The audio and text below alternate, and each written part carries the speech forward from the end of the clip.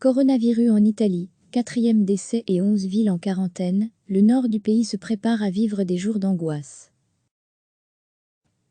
Arrêt du carnaval de Venise, fermeture à Milan et 2 semaines de quarantaine pour 11 villes. Le nord de l'Italie se prépare à vivre des jours d'angoisse et de restrictions après une soudaine et spectaculaire flambée des cas du nouveau coronavirus en 3 jours.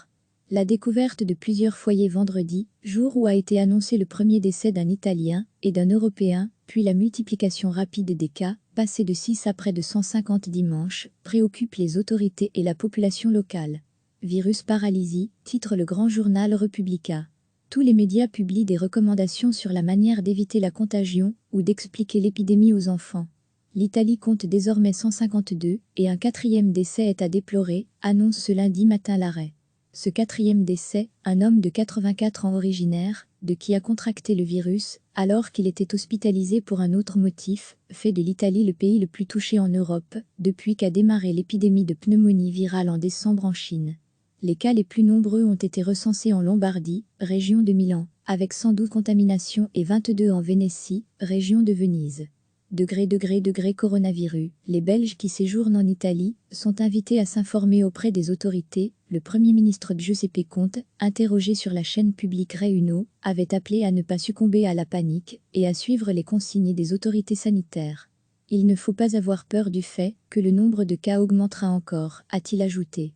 2 foyers principaux ont été identifiés, autour de Codogno, en Lombardie où un 2e décès, une femme de 77 ans, a été annoncé samedi, et à Vegano, près de Padoue, Vénétie, où le premier cas mortel d'un retraité de 78 ans avait été enregistré.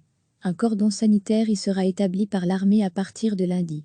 Les autorités de Lombardie ont aussi annoncé dimanche le décès d'une femme âgée, atteinte d'un cancer, et qui avait contracté le nouveau coronavirus.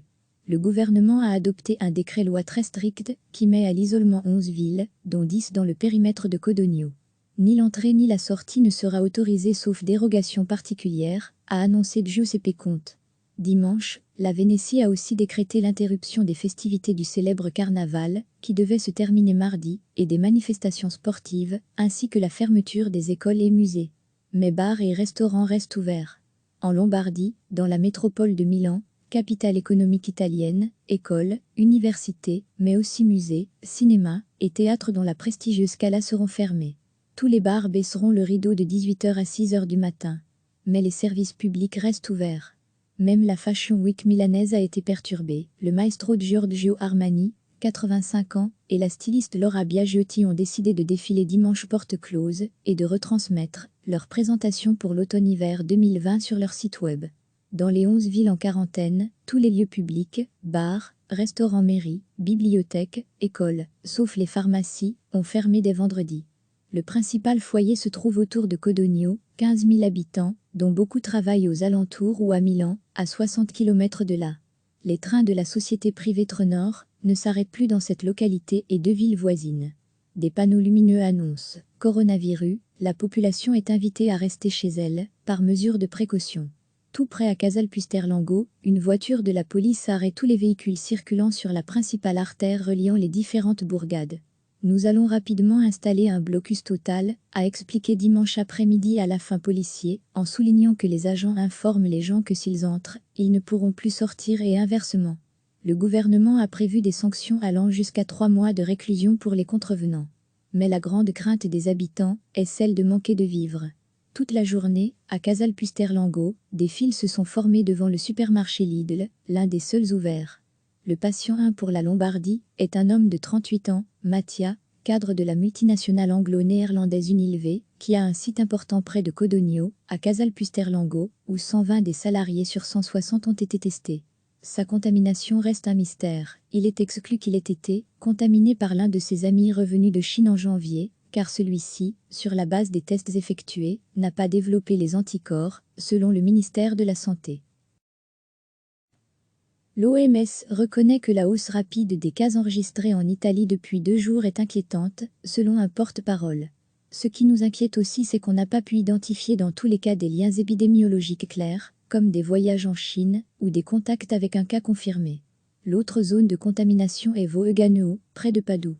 Les autorités ont soumis à des tests 8 ressortissants chinois qui fréquentaient le même bar, que le maçon décédé vendredi, mais qui se sont révélés négatifs. Le patron de la région Lucasea s'est dit préoccupé que le patient zéro n'ait pas été trouvé, ce qui prouve pour lui que le virus est bien plus omniprésent que ce qu'on pensait. Le trafic ferroviaire entre l'Italie et l'Autriche passant par le col du Brenner a par ailleurs été arrêté en début de soirée dimanche, comme l'a indiqué à la fin porte-parole de la compagnie autrichienne de chemin de fer Autrema BB, avant de reprendre autour de minuit. Un train reliant Venise à Munich, sud de l'Allemagne, a été bloqué à la frontière en raison de 2 cas suspects de coronavirus. Selon la police, citée par l'agence autrichienne APA, 2 passagères allemandes ont été prises en charge pour des examens médicaux peu après leur départ de Venise. L'alerte est levée, les tests de diagnostic effectués sur les 2 cas suspects se sont révélés négatifs, a ensuite annoncé le ministère autrichien de l'Intérieur dans un communiqué. Recevez chaque matin l'essentiel de l'actualité. Cliquez sur s'abonner pour recevoir les dernières nouvelles.